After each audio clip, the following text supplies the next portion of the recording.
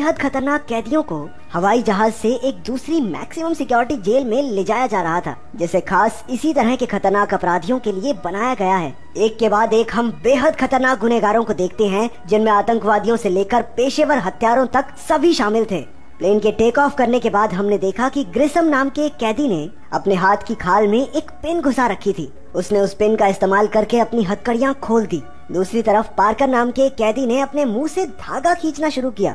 अंदर से एक छोटी सी थैली निकली, जिसमें एक माचिस की तीली और एक छोटी मिट्टी के तेल से भरी डिब्बी थी। ग्रिसम का इशारा पाते ही उसने वो तेल वाली शीशी खोलकर अपने साथ बैठे कैदी पर छिड़क दी। देख बिडू, अगर तू बच गया ना तो पर्सनल मत लियो यार, ठीक है। इसके बाद पार्कर ने वो माचिस की तीली भी जलाकर उस पर फेंक दी। आग लगने से जेल के कर्मचारियों का ध्यान भटक गया और उसने मौका देखकर कैदियों के सेल्स की चाबियां चुरा ली। उसने जल्दी से चाबी का इस्तेमाल करके गेट खोल दिया। उस लोहे के पिंजरे से एक खतरनाक कैदी बाहर आया और उसने अपनी हथकड़ियों का इस्तेमाल करके एक गार्ड को तो ठिकाना ही लगा दिया। गार्ड्स ने भी कैदियों को काबू करने के लिए अपनी पूरी ताकत लगा दी। मौका देखकर ग्रिसम भी बाहर निकला और वो जल्दी से एक गार्ड पर हमला करके जहाज के कैप्टन के कैबिनेट तक पहुंच गया। को पायलट ने अपनी बंदूक से उसे रोकने की कोशिश की, लेकिन वो ऐसा कर नहीं पाया और ग्रिसम के हाथों मारा गया। उसकी बंदूक लेकर वो कैप्टन के पास पहुंचा और उसकी कनपटी पर रखकर कहा कि वो ये रिपोर्ट करे कि मौसम में गड़बड़ी की वजह से कुछ प्रॉब्लम आ गई थी, लेकिन अब सब कुछ कंट्रोल में है, ताकि जमीन पर किसी को प्लेन में क्या चल रहा है कुछ पता न चले। क्योंकि पूरे जहाज में सिर्फ उसके पास बंदूक थी,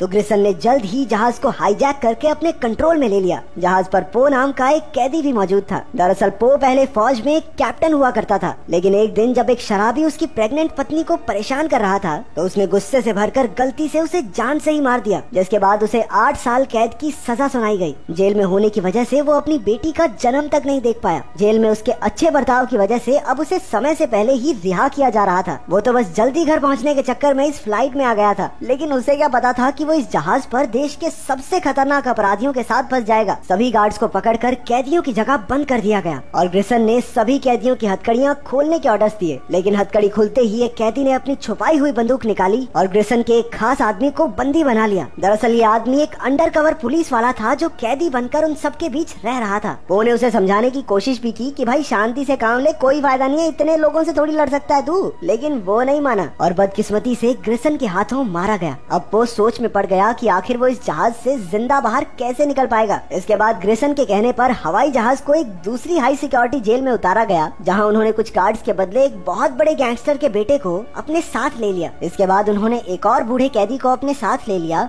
जो प्लेन उड़ाना जानता था। उसने जल्द ही जहाज के कैप्टन की जगह संभाल ली और प्लेन का रेडियो ट्रांसपॉन्डर भी बाहर फेंक दिया, ताकि उनका एयरलाइन वालों से कोई कनेक्शन ही न रहे। ग्रिसन जहां जाता था मानो दहशत उसके साथ चलती थी। उसने एयरफील्ड पर मौजूद एक गार्ड को गोली मार दी और जेल में भी एक बॉम्ब लगा दिया था, जिसके फटने पर कई लोगों की जान गई। उनका जहाज फिर से उड़ चला। बाकी कैदी तो काफी खुश थे, लेकिन पो कुछ परेशान सा दिखाई दे रहा था। वो किसी न किसी तरीके से पुलिस को इस बारे में बताना चाहता था। वो ग्रिसन से मिला और उससे पूछा कि वो सब अब कहाँ जा रहे हैं। मंजिल की ओर जाते हुए उनका प्लेन अचानक नीचे की ओर जाने लगा। ग्रिसन ने पो को इसकी वजह का पता लगाने को कहा। दरअसल एक गार्ड की डेड बॉडी जहाज के व्हील में अटक गई थी। पो ने उसकी टी शर्ट पर हवाई जहाज के बारे में जरूरी जानकारी लिखी और नीचे फेंक दिया। वो लाश जाकर सीधा एक गाड़ी पर गिरी, जिसकी वजह से बहुत सारी गाड़ियां आपस में टकरा गई। उसकी टी शर्ट पर लिखी जानकारी इकट्ठा करने के बाद पुलिस ने यूएस मार्शल विंस को सारी घटना के बारे में बताया। विंस तुरंत गाड़ी भगाकर उस जगह की तरफ निकल पड़ा जहाँ पर उसका जहाज लैंड करने वाला था। स्टोरेज एरिया में कुछ ढूंढते हुए कैदी को पो की रिहाई का लेटर मिल गया। वो समझ गया कि पो अब उनकी तरह कोई कैदी नहीं है,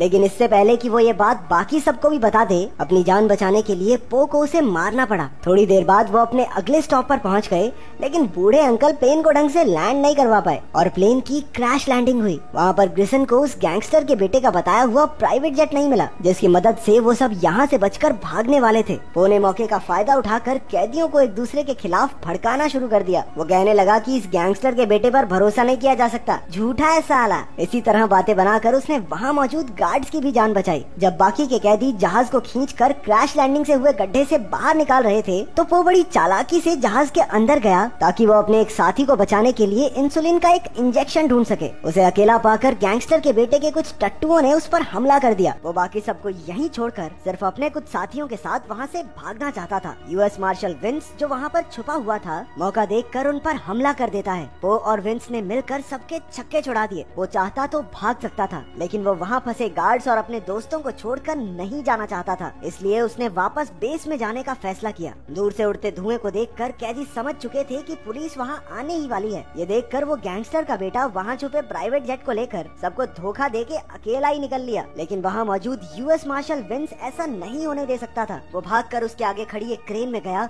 और उसे नीचे करके जेट से भिड़वा दिया। इसी वजह से वो जेट पास की बिल्डिंग में क्रैश हो गया। अब ऐसे गद्दार को ग्रिसन जीने कैसे दे सकता था, तो उसने लीक हो रहे जेट फ्यूल में जलती हुई सिगरेट फेंक दी। उसने उस गैंगस्टर के बेटे को जिंदा ही जला दिया। इसके बाद उसने सभी कैदियों को हथियार बांटकर अपनी अपनी पोजीशन लेने को कहा। ग्रिसन की उम्दा प्लानिंग की वजह से कैदियों ने पुलिस वालों का वेलकम जबरदस्त धमाकों से किया। दोनों खेमों में खतरनाक लड़ाई शुरू हो गई। धीरे धीरे पुलिस का और बैकअप आने लगा और ग्रिसन समझ गया कि वो किसी भी हालत में जीत तो नहीं पाएंगे, तो उसने सबको पीछे हटने के ऑर्डर्स दिए। उन्होंने जहाज को क्रैश के गड्ढे से बाहर निकाल लिया था। खुशकिस्मती से जहाज अब भी उड़ने की हालत में था, लेकिन पो नहीं चाहता था कि एक भी कैदी बचकर निकल जाए, तो उसने अपनी जान पर खेलकर प्लेन को एक रस्सी से बांध दिया। इसके बाद वो चुपके से स्टोरेज एरिया के अंदर गया और अपने दोस्त और कुछ गार्ड्स की जान बचाई। लेकिन आखिर एक रस्सी इतने बड़े प्लेन को क्या ही रोक पाती। टेक ऑफ करने के बाद जहाज में जश्न का माहौल था। सभी कैदी बहुत खुश थे, लेकिन ग्रिसन को ये नहीं समझ आ रहा था कि पुलिस को उनके प्लान के बारे में पहले से कैसे पता चला। वो समझ गया कि जरूर उनके बीच कोई खबरी है। उसने सबको धमकी दी कि जिसने भी पुलिस को उनके प्लान के बारे में खबर दी है वो सामने आ जाए, वरना वो एक गार्ड को गोली मार देगा। वो आगे आना चाहता था, लेकिन उसे बचाने के लिए उसका दोस्त आगे बढ़कर कहने लगा